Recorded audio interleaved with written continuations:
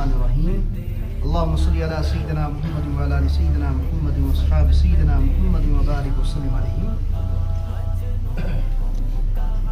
السلام علیکم ورحمۃ اللہ وبرکاتہ۔ محترم سامعین کرام، آج سیرت پاک صلی اللہ علیہ وسلم کا سبق نمبر 158واں 158، جس کا عنوان ہے غزوہ بدر اور منافقین دبکے ہوئے کانوں۔ غزوہ بدر کے واقعات کو ہم نے مکمل کیا تھا، جو بدر کا غزوہ ہوا تھا۔ اس کے بعد واپسی پر اب مدینہ منورہ کی صورتحال کو سیرت نگار بیان کر رہے ہیں کہ اب مدینہ میں قیدیوں کے ساتھ کیا رویہ اختیار کیا گیا تھا۔ اسی کو ہم پڑھ رہے تھے جو کل کا گزشتہ سبق گزرا تھا۔ وہ قیدی جو مسلمانوں کی خوش اخلاقی پر اسلام لائے، مسلمانوں کی قید میں جو مشرکین مکہ تھے، ان کے بہتر اخلاق کو دیکھ کر کس طریقے سے وہ بھی ایمان لے آئے، مشرب اسلام ہوئے۔ اس میں سے کچھ صحابہ کرام کے نام بھی ہم نے کل پڑھے تھے کہ کن کن صحابہ نے کن لوگوں نے اسلام قبول کیا تھا مسلمانوں کی قید میں، ان کے اخلاق کو دیکھ کر۔ اب رہی بات کہ مدینہ المنورہ میں کیا صورتحال تھی۔ اس فتح کے بعد اس صورتحال کو بیان ہوگا اب کہ غزوہ بدر جس میں سچ اور جھوٹ، حق اور باطل کا سر میدان فیصلہ ہو گیا تھا، اس کے نتیجے میں جن کے دلوں میں کچھ تھوڑی بہت ابھی روشنی باقی تھی، جو حق کی تلاش میں تھے، جو بالکل ابھی مردہ نہیں ہوئے تھے، ان کو سوچنے کا احساس پیدا ہو گیا کہ اگر ہماری سوچ ٹھیک ہوتی بدر کے لیے نکلنے سے پہلے، ہم کیوں ہارتے؟ ہماری بتوں اور ہمارے خداؤں نے ہماری مدد کیوں نہیں کی؟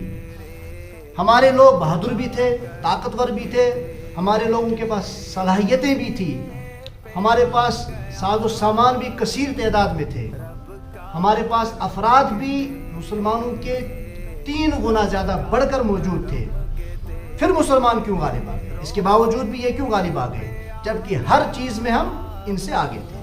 اور ہم کیوں مغلوب ہو گئے؟ اسی سوچ پر بہت سارے لوگوں کو ایمان نصیب ہو گیا۔ جب یہ سوچ رہے تھے کچھ لوگ، اسی سوچ پر ایمان نصیب ہو گیا، لیکن اسی کے ساتھ ساتھ کچھ دل کے کالے بھی وہاں موجود تھے۔ ان پر غزوہ بدر کے بعد اور ہی سیاہی چھا گئی۔ غزوہ بدر کے بعد کچھ انہیں تو ایمان نصیب ہو گیا کچھوں کو، لیکن کچھ زیادہ سخت ہو گئے۔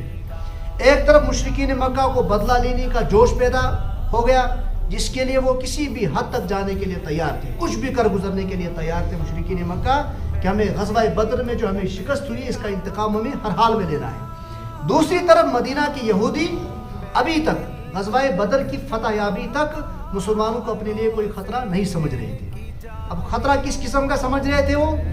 کیونکہ سودی کاروبار وہ کر رہے تھے، جو غریب تر تھا اس کے اوپر ظلم کر رہے تھے، سودی نظام کی کشتی ڈوبتی محسوس انہیں نظر آنے لگی مسلمانوں کی اس فتح یابی کے بعد، لیکن اندر اندر ہی جل رہے تھے، کچھ کر نہیں سکتے تھے، کچھ بول نہیں سکتے تھے۔ مدینہ منورہ کے جو یہودی تھے، رحمت عالم صلی اللہ علیہ وسلم نے غزوہ بدر سے واپسی پر انہیں سوچنے سمجھنے کی دعوت دی کہ دیکھو اب تمہیں صاف اور واضح طریقے سے اللہ نے دکھا دیا ہے کہ فتح یابی کس کے حق میں تھی اور حق کس کے نصیب میں تھا۔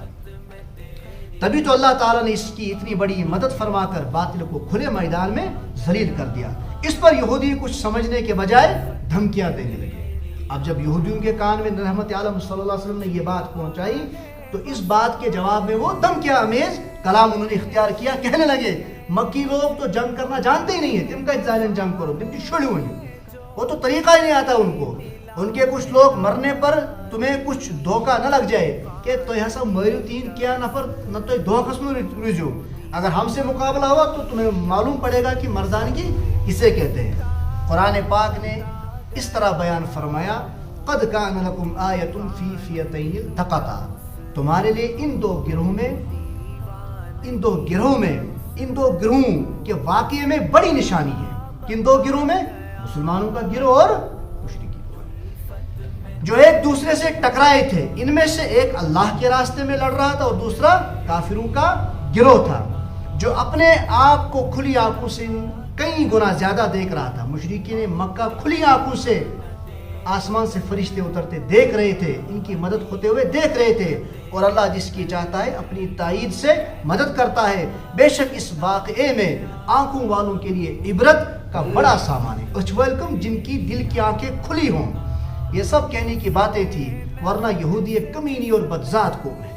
یہ ہر ایک مذہب کے لوگ آج بھی تسلیم کرتے ہیں کہ یہودیوں سے چالاک اور بدذات قوم کوئی دوسری قوم نہیں ہے. وہ جنگ کے بجائے سازشیں زیادہ کرتے ہیں اور آپس میں لڑانے کی زیادہ کوششیں کرتے ہیں.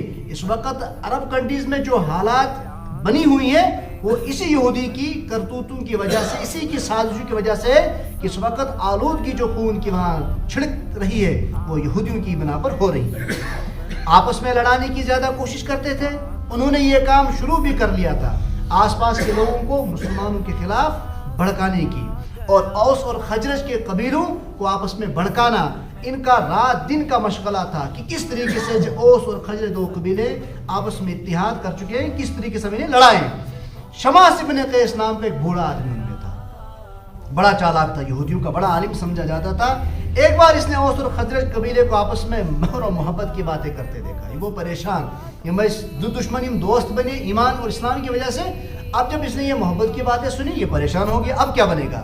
اس کو دیکھتے ہی آگ لگ گئی. اس نے اپنے ایک جوان شاگرد کو کہا گس اتنش تو جا کر ان دو قبیلوں میں تو پرانی باتیں ان کو یاد دلا دے جو جھگڑے کے دوران یہ آپس میں کیا کرتے تھے, گالی گلوچ کیا کرتے تھے یا پام ایسے دیون تو گس اور تو انہیں پرانی یہ بات یاد دلا دے. اور اس بدبخت نے یہی کیا اور کچھ کامیاب بھی ہو گیا. جب اس نے پرانی باتیں یاد دلا دی دونوں قبیلے والوں کے تو ایسو کیا اس والا نہیں تم دو تو ایسو پتہ اسے کیا کرے تم دو, اور انہوں نے اپنے ہتھیار نکال لیے آپس میں لڑ پڑے.